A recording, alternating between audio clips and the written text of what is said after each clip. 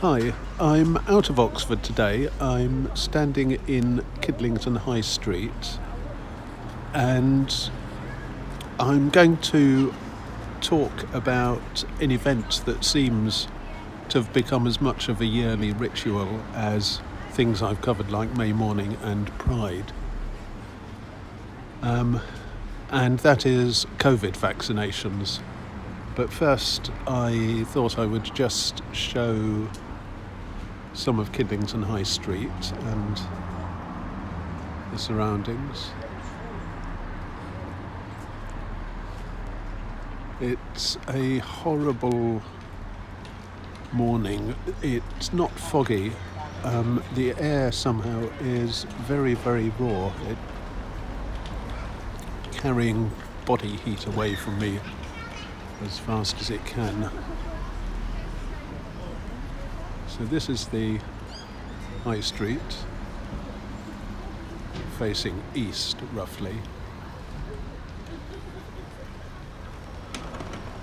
This is a Costa cafe. There's been a takeover here. This used to be a nice little independent cafe. I think it was called Magenta, and it's been taken over by Costa. As far as I can see, the main benefit of Costa is the heating. It's steamy hot inside. But the Magenta Cafe was quite quirky in its decoration and had a nice sort of homely feel. Costa doesn't.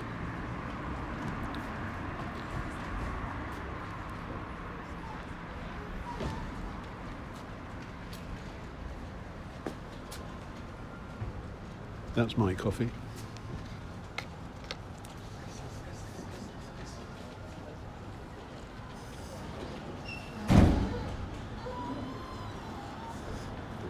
And I decided to start here because there are nice stone buildings.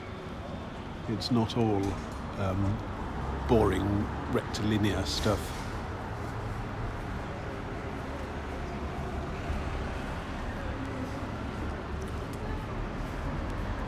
In fact, I think I would probably swap this for Cornmarket.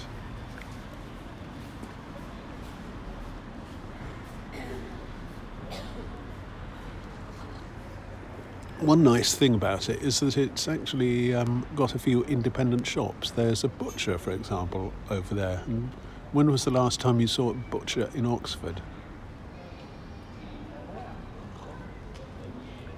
Let me cut while I finish my coffee.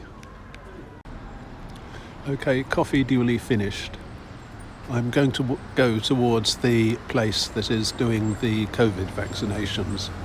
But as I say, I'll cover a bit of the High Street first.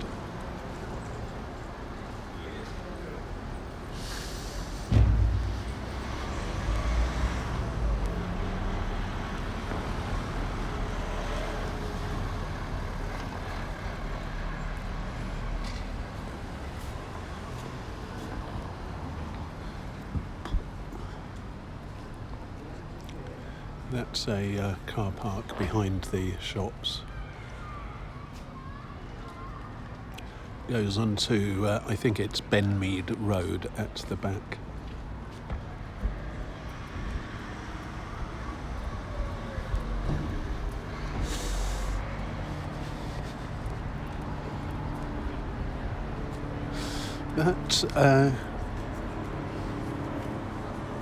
That is a nail bar, and it looks quite astoundingly medical. I must say, the lady looking at me looks terribly grim.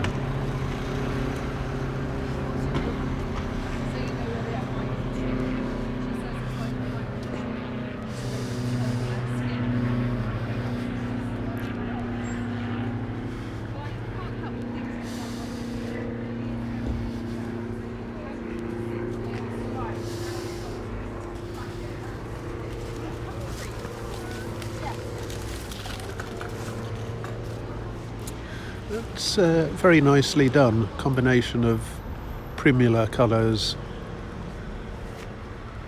pansies and the autumn leaves. I must say I like that design.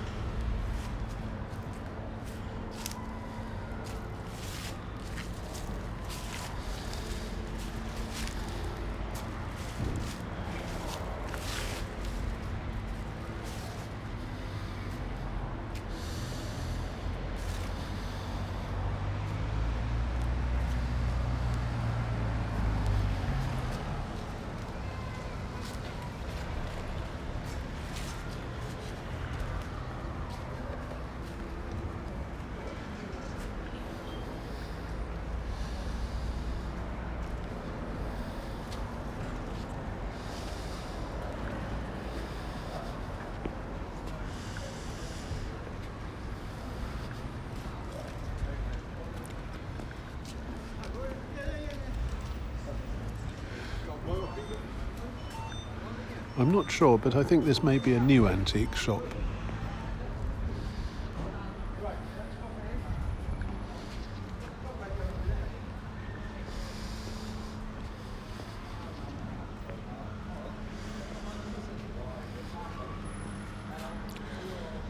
This looks pedestrianised. It looks pedestrianised in a much nicer way, a much calmer way than Cornmarket.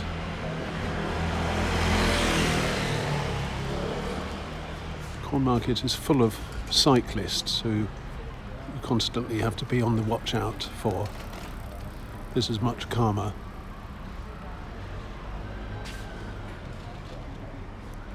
There's the butcher.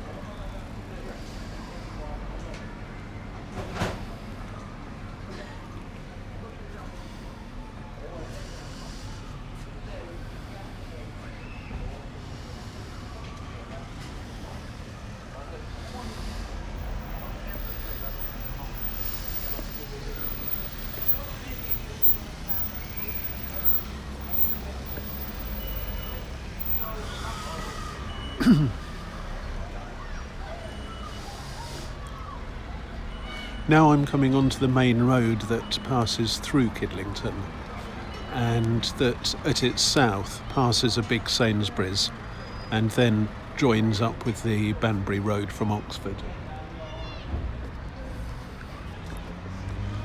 And one thing I want to do there, if I have time and battery life, is to look at all the new building and the remains of the fields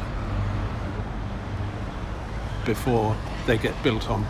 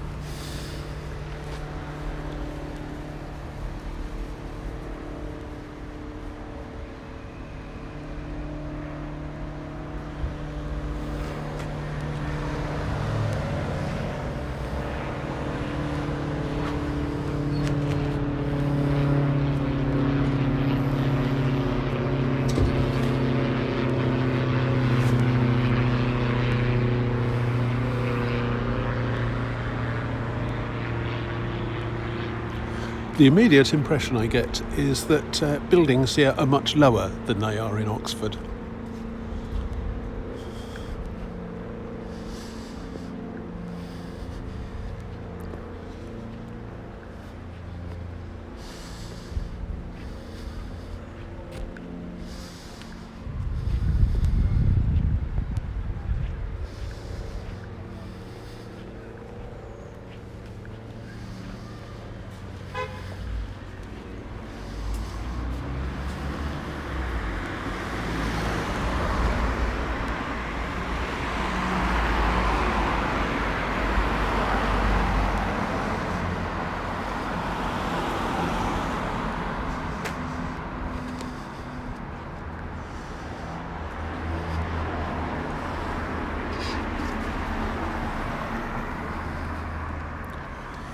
That was me putting a coffee cup in the waste bin.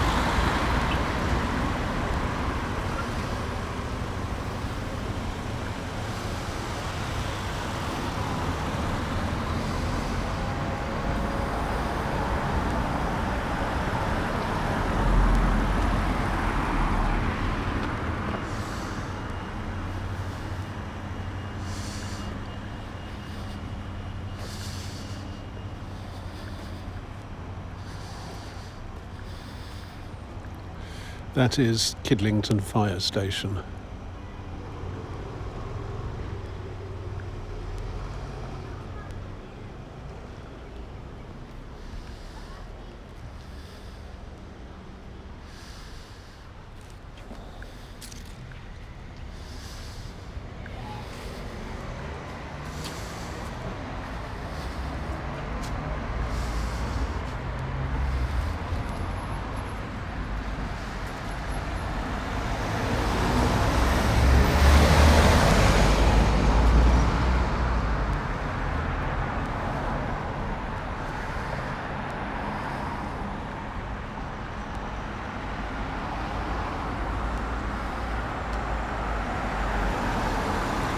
That road curves round and joins the high street.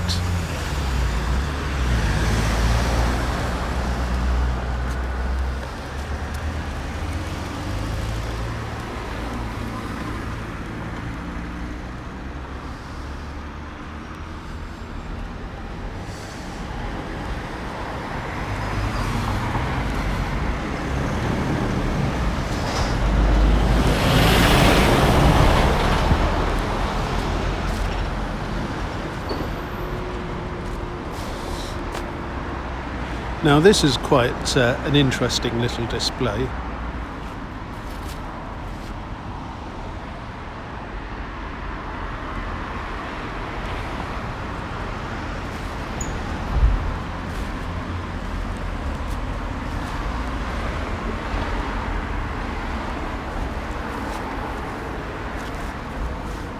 I do not know what that is.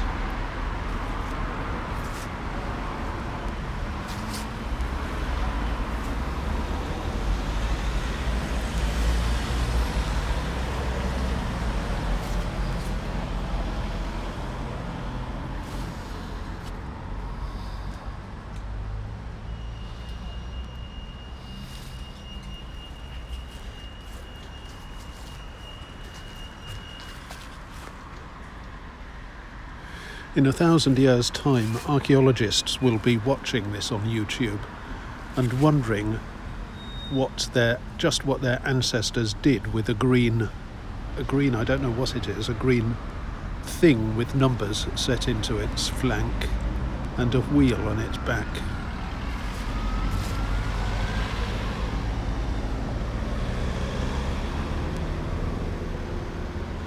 They'll probably put it down to ritual, because archaeologists always say that things are ritual if they don't understand them.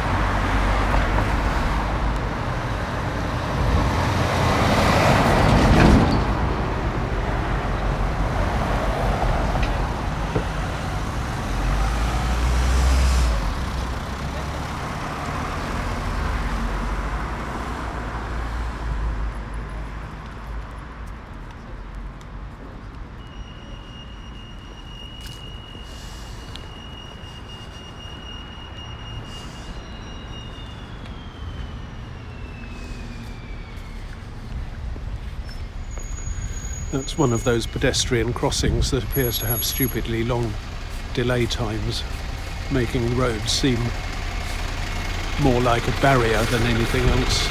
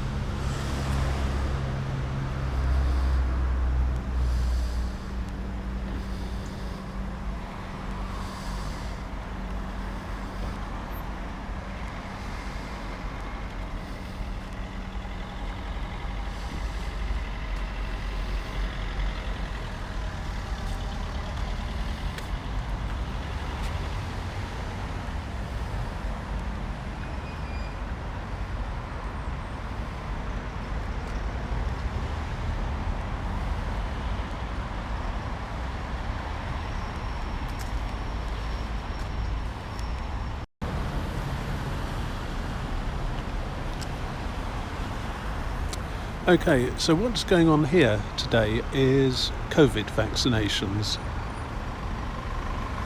The government started offering vaccinations a few weeks ago.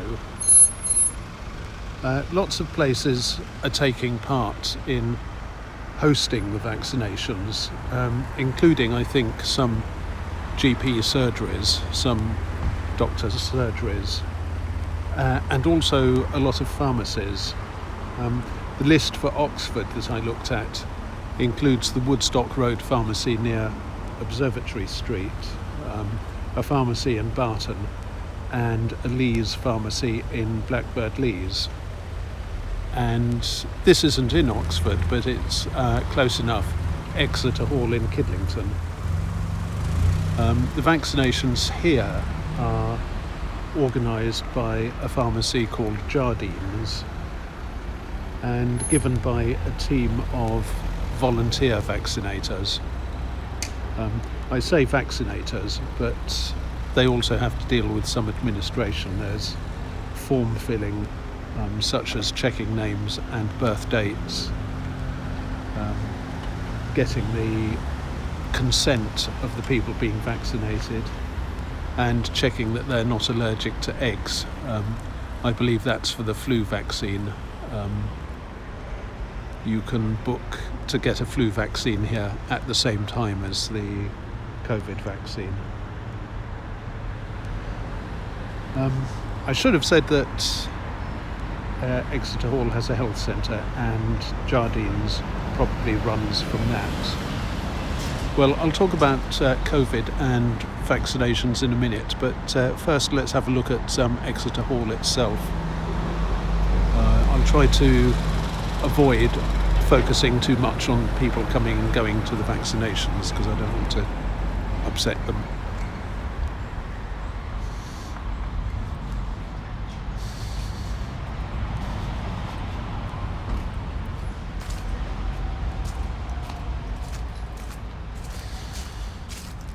So Exeter Hall has a Kidlington Information Centre.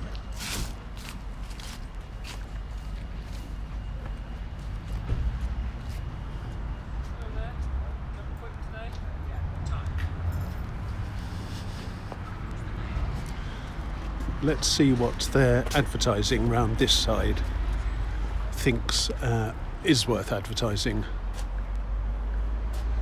Tourist information, Charwell District Council, North Oxfordshire. And there's a bit too much to fit on screen all at the same time and read comfortably, but we can see some of the places that they mention: historic market towns, Banbury, Bicester and Kidlington. Reputed to be England's largest village, located just 5 miles north of Oxford. The village includes the local landmark of St Mary's Church, with a spire that dominates the skyline. And it does indeed. If you walk through the meadows between Kidlington and Thrupsay, the spire is a very useful landmark.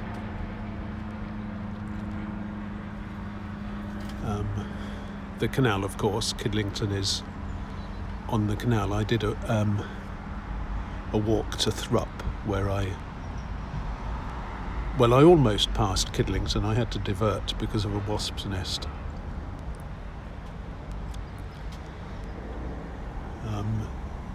Farmers markets. Well, I don't think it's technically a farmer's market in Kidlington, but Kidlington does have a market every Friday and Saturday.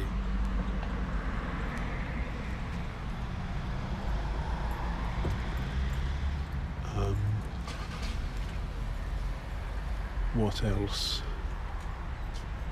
Well, I don't actually say that much about Kidlington. They talk about the canal, they talk about cycling, they talk about walking, beautiful countryside, local specialities.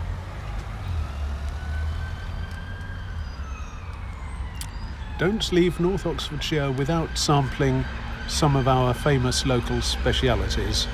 Try a delicious fruit and pastry Banbury cake made from a traditional recipe, or sample the local Hooky Ale from the Hook Norton Brewery. Other local delicacies include Godwin's ice cream at Weston on the Green and local produce sold at the regular farmers markets and Banbury Tourist Information Centre. And then over here they have a map of North Oxfordshire.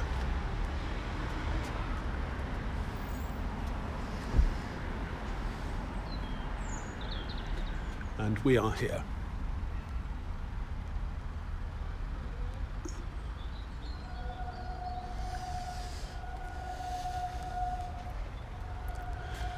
Some of these look rather dated, rather faded, I must say.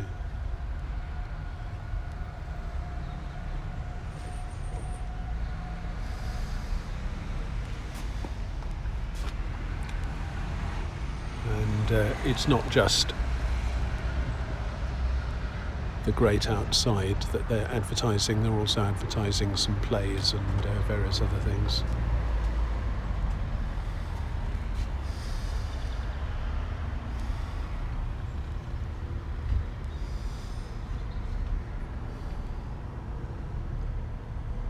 Windsor Castle. Okay, so that's some of the things that the tourist centre here thinks worth advertising. Sorry.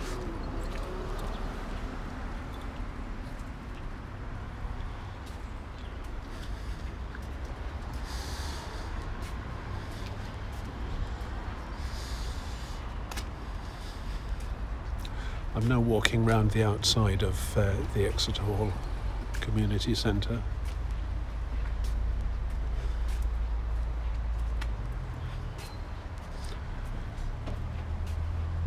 Because I wanted, for anybody interested, to show that as well as the health centre, they have the Kaleidoscope Centre, the Bowls Club and a pavilion.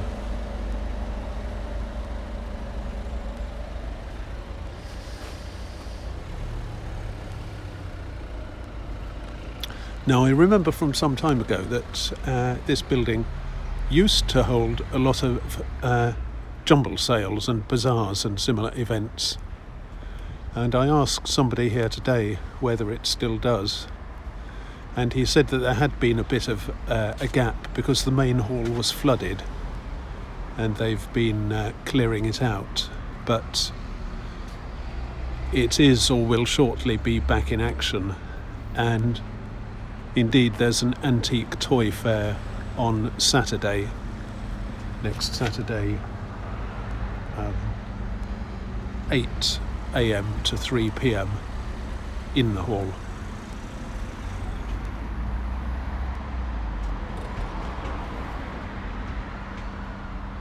Okay, so the vaccinations are taking place round the corner, and there's a team of volunteers marshalling people or ushering people into the building, checking that they're eligible, that they've booked correctly and so on, and then doing the stuff about what are you allergic to and please give your consent here, and then take your shirt off so that we can get at your upper arm.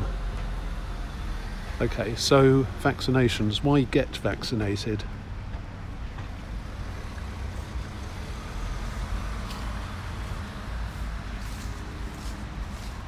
I'm going to answer that in several ways, looking at it from different points of view. First, for me anyway, is a general principle that evolution is outstandingly creative. Look at the Venus flytrap, a plant that catches flies. It's actually a bit more bizarre than that. Each leaf acts as a sort of disposable stomach. Apparently, the leaves can only catch flies 2 or 3 times before they become useless at doing so, and after that they can still photosynthesize, but they're no good as stomachs anymore. So in growing new leaves, the plant is growing a sort of continuous supply of stomachs, which is quite an odd thought. And the plant has also evolved this trigger hair mechanism that makes sure that random shocks like raindrops dropping on the leaves don't cause them to close and waste energy. Fly has to touch the leaf at several places at the same time in order to be caught. So there's quite a lot going on there. Let me move out of the way of this van. Well, to escape the noise of that van, I've just gone round the back of the Exeter Hall, and I've discovered that there's much more to the garden than I knew.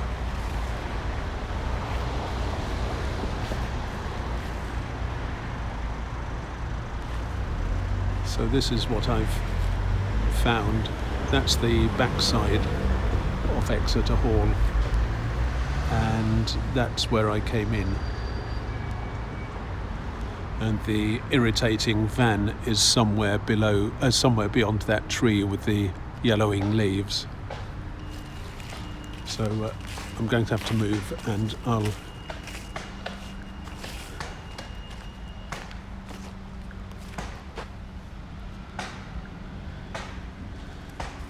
going to have to move again because there's building noise or something.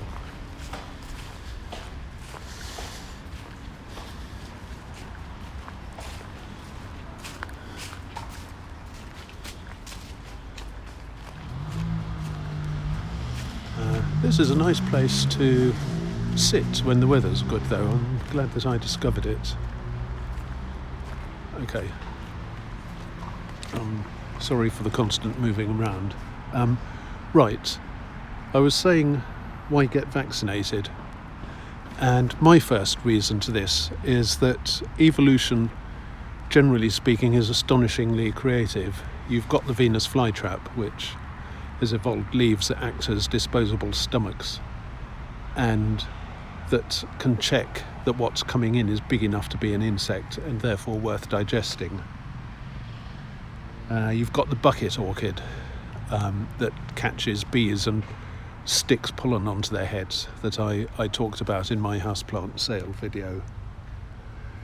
Look at cacti, or the seed pods of the balsam that grows along the Thames and that explode when they're ripe and something touches them, so as to spread the seeds a long way. Look at the bee orchid, which grows flowers that look like bees so that they attract other bees to the flower, and the bees then carry pollen. Unfortunately, evolution can also be astonishingly creative in a nasty way. For example, there's a kind of sea-going leech that cuts away the tongues of fishes and grafts itself into their place. I think the name is something like Simodium, but I may have remembered that incorrectly. But it really does. It somehow gets to the fish's mouth and then cuts away or rasps away the tongue, and then puts itself in place of what it's cut away, and it somehow arranges for the fish's blood vessels to grow to its own so that it can get a supply of nutrition from the fish. And then it mimics the bit of fish tongue that it cut away. So in effect, the fish still has a whole tongue, even though part of that is now consisting of this sea-going leech thing. So the fish can continue to catch and eat prey, and the leech gets a continuous amount of nutrition from the fish's bloodstream. Who would have thought of that? So if things like Venus flytraps and these tongue leeches can have nasty surprises that we never thought of, COVID might too, which seems to be a very good reason for keeping away from it. And in fact, it does actually. To get into cells, it glues itself to the surface of the cell. A side effect of that is that it causes the cells themselves to glue themselves to other cells. And I've seen videos of this happening in the lungs, for example. You get clumps of 10 or 15 lung cells which have aggregated into one, and where the cells join each other, the walls between them have dissolved away. So instead of 10 or 15 properly functioning separate cells, you get one mega cell which is structurally unsound because it wasn't designed to be that size. And you've got all the cell nuclei swimming around in this sort of mishmash of different cells' contents. And I don't see how that thing can function as a proper lung cell anymore. This collection of glued together cells is called a syncytium, by the way. You can see videos of it.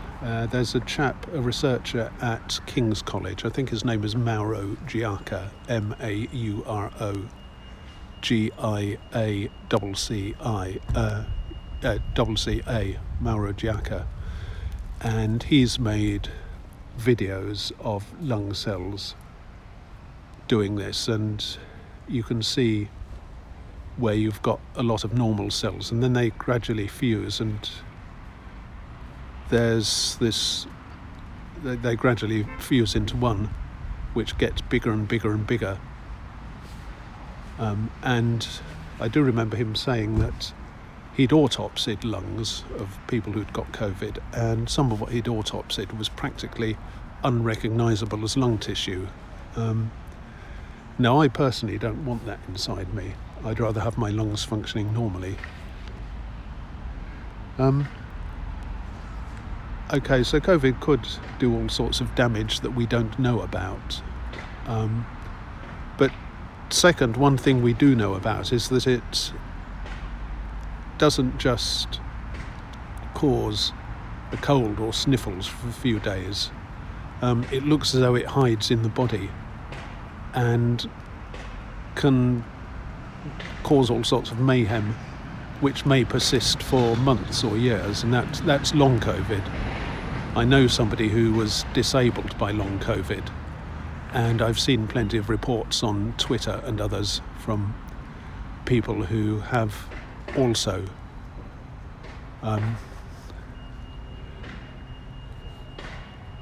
people who seem to have suffered mild brain damage or maybe more severe brain damage, or who are confined to bed or in constant pain, or whose veins are doing all sorts of weird things and turning red, or the soles of their feet have turned red and blotchy. Skin's become very sensitive all over, and it's very painful to be touched. There's all sorts of nasty stuff going on, and I don't want that either. I quite like my brain to continue functioning so that I can make videos and talk on them and so on. I want to avoid long COVID. Thirdly, a friend of mine died from COVID, which doesn't really make me feel confident that it's safe to wander around and catch it, even if it doesn't appear to be doing any harm anymore. Fourthly, COVID seems to be astonishingly infective. In the early days, a lot of experts were saying that it was spread mainly by touch, or mainly through droplets of saliva. But it now seems to be generally accepted that it spreads as much smaller particles in the air, which can be carried a very long way.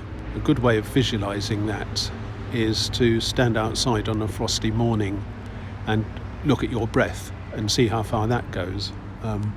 Or you can do what I did and buy a disposable vape and blow that out and see just how far the visible stream goes, and then think of that as COVID. And computer scientists from the University of Aalto, that's Aalto in Finland, University of Aalto, and one or two other organisations did a simulation where they simulated somebody coughing in a supermarket, and in the simulation you can see the particles spread out from their mouth and blow about halfway up and down one aisle and then across the way into the next aisle, and that all happens within the time of 2 or 3 minutes. So now imagine that you've got COVID in there. And that has been confirmed by various real case studies. There was a famous one in a Korean restaurant where one diner was shown to have been infected by another diner. The diners were, I think it was about 21 feet apart. One of the diners was sitting by an air conditioning outlet, and the people who worked on this managed to get access to the restaurant and track air currents and so on, and show that the air conditioner would have been blowing viral particles across the room from the first diner to the second. And there are other studies of the same sort that show how easy it is to get infected.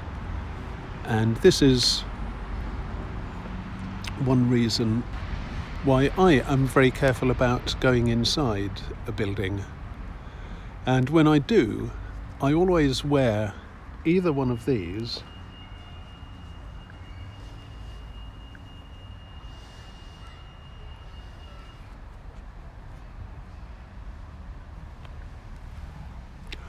or if it seems necessary, because there might, because it's a hospital, for example, and there might be a lot of people who could have an infection around, this.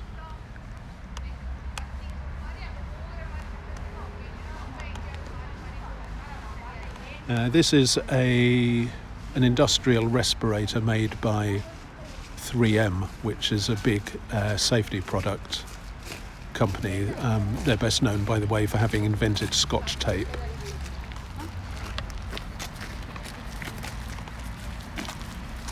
And to wear it, I put it over my head and pull the straps down and pull the straps tight on top of my head.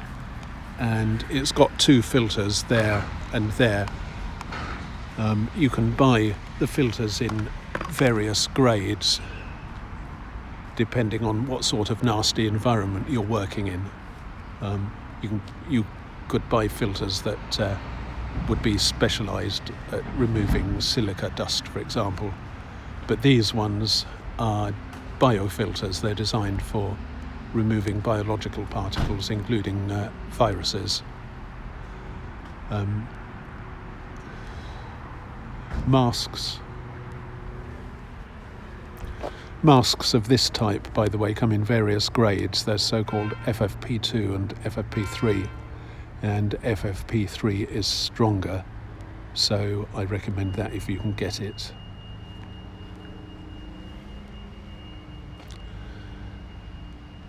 Unfortunately, masks are not 100%.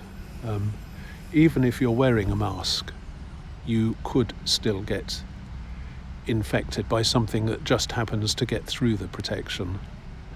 The chance of that is much reduced if other people around you wear masks, because masks filter what's coming out as well as what's going in. Unfortunately, so in this country we did have mandatory masking for a time, but it ended on what the Conservatives liked to call Freedom Day, which was, I think it was the 19th of June 2021.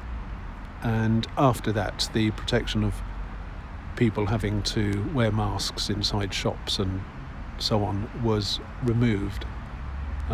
You can still do so voluntarily, of course, but people don't.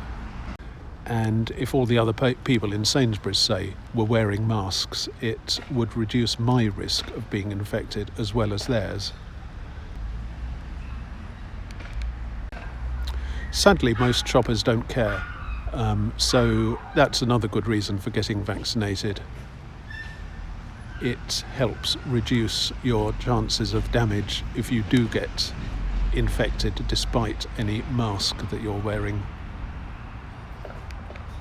And I just want to finish by saying there are other things that you can do against COVID too, and any responsible government would have made sure that people know about these, because some of them are pretty simple. For example, there's a device called a HEPA filter, that's HEPA, which will filter out COVID from the air. And putting those in, say, classrooms would reduce the chances of one pupil infecting another. And HEPA filters are not at all complicated to buy or install. In fact, I've got one in my bedroom.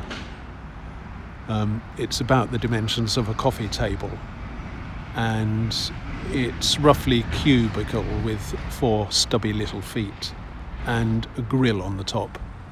And there's an upward pointing fan inside it, and at the bottom of the cube there's a filter, and the upward pointing fan sucks in air through the filter and then distributes it out the top through the grill, removing most of the virus particles and all sorts of other nasty stuff, including traffic pollution, on the way. So a HEPA filter is a very good thing to have around.